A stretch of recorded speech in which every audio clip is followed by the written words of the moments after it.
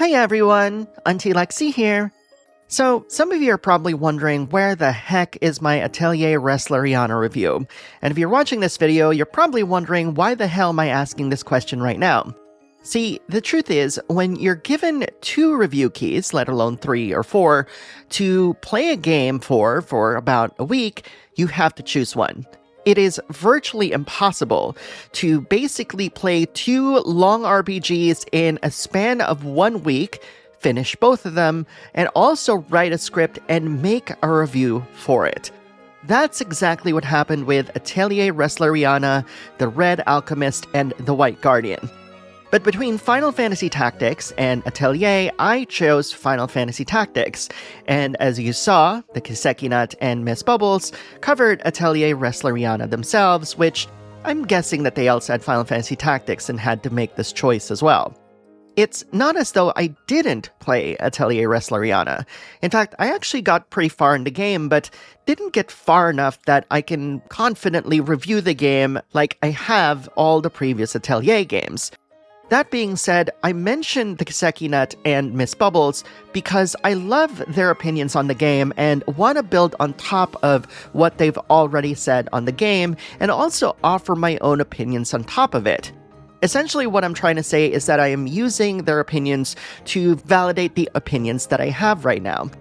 Because we have a rare opportunity to do something like this, I'm also going to add a third option, which is a very critical review using the Push Square PS5 review for my third critic. And I've read through this review and feel as though it had a balanced critique and presents opinions that might be presented from other people who may not have played the series at all. Okay, you're probably thinking, well, is this really a review if I am quote-unquote borrowing opinions? I actually think it still is.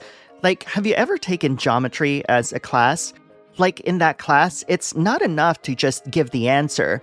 You have to show your proof as well. So here, the proof comes from comparing our perspectives. Kiseki Nut, Miss Bubbles, this critical review, and my own experience playing it hands-on. And if you really think about it, these 4 opinions kind of coalescing together form a much stronger proof than anyone could give alone. But I want the goal of this video to be absolutely clear. I absolutely love Atelier Resleriana, the Red Alchemist, and the White Guardian. And if for some reason you were waiting for my opinion before buying the game, well, I'm gonna tell you now, you should probably get it. When I started playing it, you know what Atelier game reminded me of it? Atelier Sophie 2. Now, many of you know that Atelier Sophie 2 is my absolute favorite Atelier game out of everything. Yes, this means I don't have any loyalties for any particular one. Sorry, Ryza, we did start with you. But Sophie had this very grounded crafting system that made it very easy to jump into even if you stepped away from it for an extended period of time.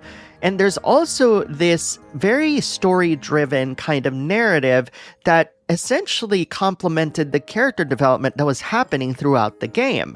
Atelier Resleriana, I'm not going to say the subtitle because I'm pretty sure you know that we're talking about not the mobile game because it's not around anymore, has that same feel. And it's weird to say that because Atelier Yumiya did come out at the beginning of the year. In fact, the Kiseki Nut even says that, Yumiya is a really good game in and of itself, but Resleriana is just way better. And I want to bring up something that he said in his video, which is, at first it's kind of like weird, don't know how to feel about it, because it's not just Gust that's working on it, but also Team Ninja for some reason. But to me, when I heard the news that this isn't just the gacha game, that it's actually going to be a full-fledged Atelier game, I thought to myself, well, Gust is not just giving them the old version of the engine, but also kind of giving them the keys to the kingdom almost. And with that, I do want to kind of give my own thoughts of what this game ultimately wound up being for me. It is literally Kingdom Hearts for the Atelier series. I mean, think about it. It's essentially a game where you had these like two different protagonists that meet all of these different characters from different series, and you get to interact with them as if it's like, according to Dom, the continuation of these characters' stories. And I remember meeting Aisha and thinking like, wow, yeah, it almost feels like we just met Aisha after the events of the Dusk series. What's going on here? And I think that's also what makes this game so magical compared to like Yumiya. I do want to make it a point to say that Atelier Resleriana does have two playable characters in the form of Rias and Slade. Much like everybody else, I personally played just one of these routes, so I can't really confirm if there's a lot of changes in between, like a lot of differences. As Kiseki noted, it seemed like the achievements that they've unlocked kind of applied to Rias as well, because there wasn't anything specific to Rias in terms of like progressing through the game. And let's be real, we have a time crunch, right? We don't have time to play both of them. Between all of us, we all agree that the combat system is actually super fun. I do have to say that while it is reminiscent of Sophie 2, I think that the link system kind of builds on top of the classic nature of the combat of Resleriana. Now, early in the game, I remember actually like putting Rias right next to Slade Clawslider, and I found that that was actually the wrong way to go about it. Because by effectively doing so, I'm literally disabling one of the most powerful attacks in the game, which actually require somebody to be in the back row and somebody to be in the front row. Once I learned that, I was able to take advantage of all its perks. Essentially, what it allows you to do is to invoke abilities back to back using this mechanic. And it's really powerful because it's kind of like 2 turns in one. Resleriana also marks the return of precision blocking, and basically like trying to block attacks as it's supposed to hit. You can hold the block button to basically block all the attacks, but it's not as effective as timing the block shortly before the impact hits. And actually all 3 of them said that they really enjoyed the combat for the most part. As far as synthesis and crafting is concerned, I think all of us really feel that this iteration of synthesis is very satisfying. Kiseki actually notes that it reminded them of Atelier Aisha, which of course I mentioned earlier. Miss Bubbles mentions that it is a node-based system, which is also a really good description of it. That being said, if you're comparing the synthesis system to something like Atelier Ryza with really poorly written tutorials, and that's one of the reasons why I actually made a video of it, it's not that. The tutorials thankfully kind of ease you into this system, and it's a lot more approachable than Ryza's, I can definitely tell you that. It's almost as though both Gust and Team Ninja looked at some of the games that Gust has made over the past several years and created a hybrid system that kind of is representative of Ryza's node-based system, for example, and things that go all the way back to like Sophie 2 or even Aisha, as Kiseki has mentioned. And Push Square actually says that the alchemy loop is satisfying, but the UI can be cluttered. And we should probably talk about that, really. Like, that's probably the biggest part of this review. Kiseki actually brings up the fact that the UI is toggleable so that it actually helps people who are colorblind. I did not know that. I don't need that, so that's great. But both Miss Bubbles and Push Square identified the UI as cluttered and sometimes overrun with statistics. Miss Bubbles actually goes into this much further by saying can't preview decor, and the inventory search bar is missing and there's no resource tracking. And I kind of get where she's coming from, because she's coming from this cozy game approach. And certainly Atelier definitely needs to kind of take a look at those games in the periphery, in the cozy genre, to kind of really take advantage of that and make sure that piece of the Atelier franchise is basically served. That being said, if you're not used to like the busyness of the previous Atelier games, this can definitely feel overwhelming. With regards to the grind and the balance, Atelier fans know that you can mitigate the balance of the gameplay and its grindiness using the alchemy system, and this is basically the same thing as that.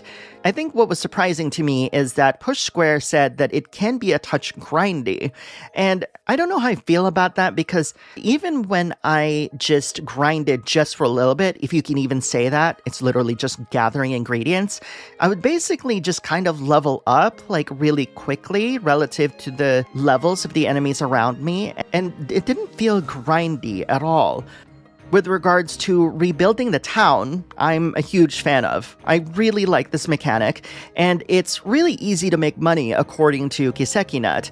There's like this loop of replicating an item and then reselling it, which, you know, it's basically like a really easy way to make money really quickly. And Miss Bubbles mentions that running your shop with the fairies that you meet early on are really, really cute. And I echo both of their sentiments when they say that leveling the town and restoring it is so engaging and fun that, dare I say it, it's a lot more fun than Atelier Yumiya, I'll tell you that. Which of course Push Square actually agrees as well, and notes that capitalism can be cute. In terms of performance, this is where I'll have to pull an outside opinion in, outside of the four of us, because all of us played either on PC and PS5, with all of us saying that it runs flawlessly on both platforms, and we didn't encounter the kind of issues that we did playing Atelier Yumiya. That being said, there have been a lot of red flags recently of people who reviewed the Switch version talking about how it's not a great experience. So I guess, like, to answer a lot of people's questions if it runs really well on the Switch, well, it doesn't. I think the most common opinion that all four of us have is that we wish that there was a way to experience the story of the gacha without engaging in the gacha. And I want to be clear by saying that this game has absolutely zero gacha. And whenever we talk about gacha in this review, we're actually talking about the other Resleriana, the mobile game that was decommissioned in the West. And maybe it's still going on in Japan, we don't know. But anyways, and even now, given that the gacha doesn't exist in the West anymore, there really isn't a way to do that. Something that Kiseki also said is that maybe he's okay with recommending this game to people that are unfamiliar with Atelier. And you know what? I'm kind of 50-50 on that. But I'm leaning more towards an agreement with him because outside of these other characters, which quite honestly, if you've never played any of the games, you can kind of treat them as NPCs in this game. It doesn't really alter the quality of the storytelling here. In fact, it becomes like one of those situations where knowing these characters is a value add. Because Gust knows that not everybody has played all of the Atelier games.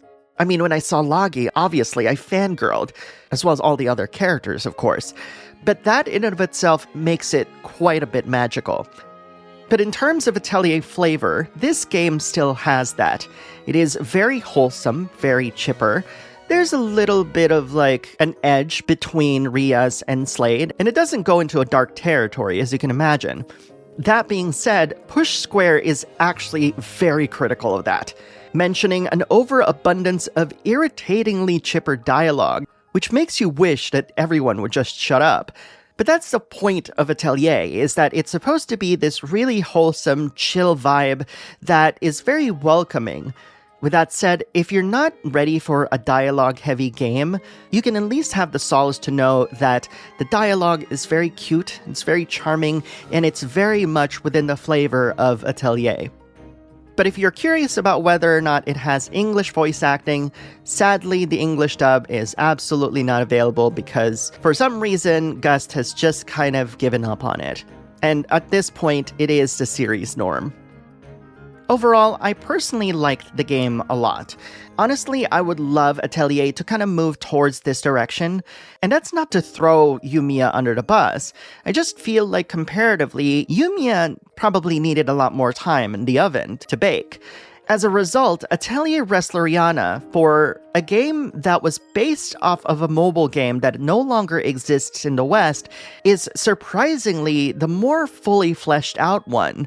particularly because it's already using existing assets from presumably the mobile game, and also a really solid engine that I presume is pre-Yumiya. But regardless of its version, the whole package just feels like a celebration of the Atelier series. And some people pejoratively said that it feels like an anniversary title, and I actually have a bone to pick with that, because people use the term to imply that they didn't put a lot of thought into this. If that were truly the case, me, Kiseki-nut, and Miss Bubbles wouldn't be enjoying it so much. Yes, we have our valid criticisms here and there, and your mileage may vary depending on your experience. But honestly, I think between the four of us, we all agree that Yumiya holds no candle to Atelier Resleriana. And so in a year that you have a choice between Atelier Yumiya and Atelier Resleriana, I think the choice is clear. It's Atelier Resleriana. And again, not the mobile game. Let me remind everybody. At any rate, how did I do? Hopefully this review was educational for you, as it is to me trying to do it for the first time. But either way, I'm kind of curious about what you think of not just this review, but also the things that I've shared today. Post your thoughts in the comments below, and let's talk about it. I also want to give a special thanks to the Kiseki-nut, Dom, and Miss Bubbles for allowing me to use footage from their videos and talking about their perspectives here. And of course, I want to extend my thanks to Push Square as well. I couldn't contact them. I probably would have if I had the time, but I really appreciate differing opinions, as long as they're expressed in a very civil and constructive way. And I feel like Push Square did a great job with that as well. Honestly, these guys are amazing, and their reviews are well worth watching by themselves. And if you want to watch or even read any of these, you'll find them in the description of this video. And if you really enjoyed this, which I hope you do, please consider subscribing to the channel where I review and talk about so many other JRPGs. I've been doing this for 8 years, and I would love us to get back on track to getting at least 100,000 subscribers. It's a very long journey there. We've lost a lot of people along the way, but with your help, I think we can actually get to that point. And I still have PAX West content coming. I promise it'll come out very, very soon. Anyways, thank you very much for watching, and I'll see you in the next video.